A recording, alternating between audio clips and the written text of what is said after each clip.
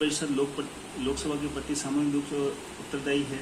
इस प्रावधान का अर्थ यह है कि जो सरकार लोकसभा में विश्वास खो देती है उसे त्यागपत्र देना पड़ता है।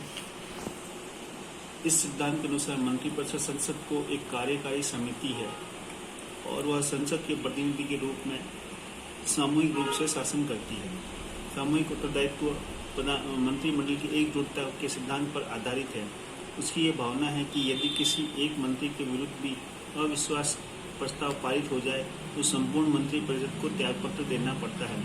इसका अर्थ यह भी है कि यदि कोई मंत्रिमंडल की नीति या निर्णय से सहमत नहीं हो तो उसे उस निर्णय को स्वीकार कर लेना चाहिए या त्यागपत्र दे देना चाहिए। जिस नीति के बारे में सामूहिक उत्तरदायित्व हो उसे मानना या उसे लागू करना सभी मंत्रियों के लिए जरूरी है। भारत में प्रधानमंत्री का सरकार में स्थान सर्वोपरि है। बिना प्रधानमंत्री के मंत्रिपरिषद का कोई अस्तित्व नहीं है। मंत्रिपरिषद तभी अस्तित्व में आती है जब प्रधानमंत्री अपने पद की शपथ ग्रहण कर लेता है।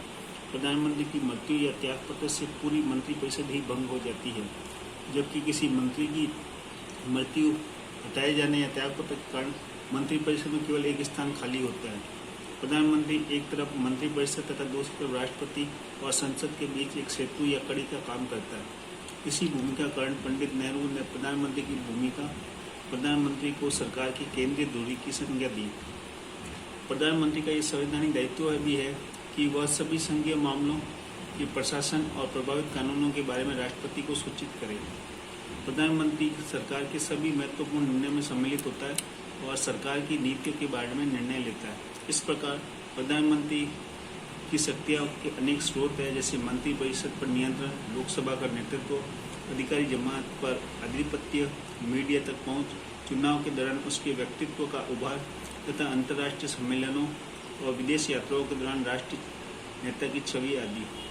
लेकिन प्रधानमंत्री की शक्तियों और उनका प्रयोग तत्कालीन राजनीतिक परिस्थितियों पर निर्भर करता है। जब भी किसी एक राजनीतिक दल को लोकसभा में बहुमत मिला तब प्रधानमंत्री और उसके मंत्रिमंडल की शक्तियां भी निर्विवाद रही, मतलब कोई विवाद नहीं रहा। परंतु जब राजनीतिक दलों का गठबंधन की सरकारें बनी तब ऐसा नहीं रहा। 1989 से हमने भारत में अनेक गठबंधन सरकारों को देखा है। इनमें से कई सरकारें लोकसभा की पूर्ण अवधि के लिए सत्ता में न रह सके। बहुमत समाप्त होने के कारण उन्हें त्यागपत्र दिया या वे हटा दी गई। इन घटनाओं से संसदीय शासन का कामकाज प्रभावित हुआ।